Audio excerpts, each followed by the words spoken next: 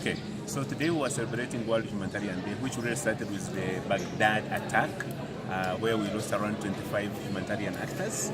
And since then, this day has been celebrated all over the world annually. And the whole thing is about remembering the staffs we have lost and ensuring that also the world leaders and the world powers really look into the issues of safety of humanitarian actors. Why is it important for Plan International especially? It's very important for Plan International for one single reason, because we work around the world. We work in fragile contexts. For instance, now we work in Somalia, we work in Sudan, we work in South Sudan. And in all these places, we see most of our staffs getting affected. A good example is just April this year. We had 3 of our staffs getting kidnapped in South Sudan, which is the most dangerous place on us today to work as a humanitarian worker. Yes. Maybe tell us some of the challenges that humanitarian workers face. So I could categorize the biggest challenges for humanitarian workers, especially in this region, in 3. One is safety and access. As I talked about it, in April, for instance, this year, 3 of our staff, we are among 10 humanitarian workers who were kidnapped in South Sudan. So we have safety challenges. And then because of safety, communities which are affected by disasters become very difficult to access.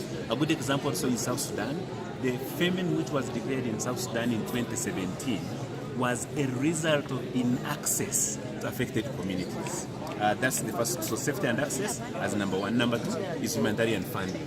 Because of the many humanitarian emergencies in this region, there is little funding that comes and then gets thinly spread across all these emergencies. A good example is the South Sudan Regional Response Plan. By June this year was funded at 12%. So you're talking about 12% in the middle of a financial year for the UN. The third biggest one, I would say, is also the policies, government policies.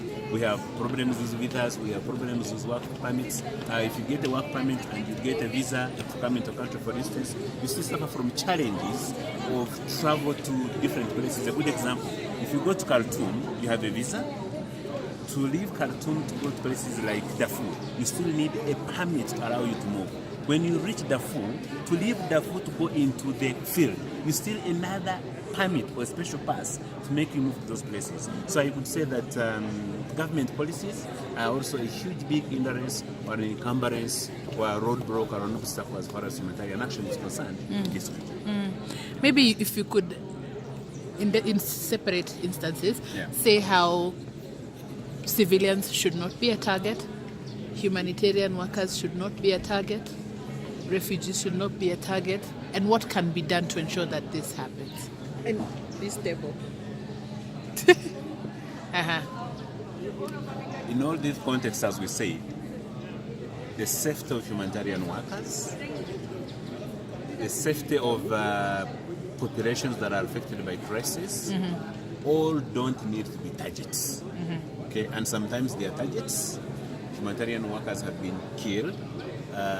Populations themselves, sometimes they get raped and affected by belligerents in all these different contexts, for instance. So, long story short, both humanitarian workers and the affected communities do not need to be targets during humanitarian crisis.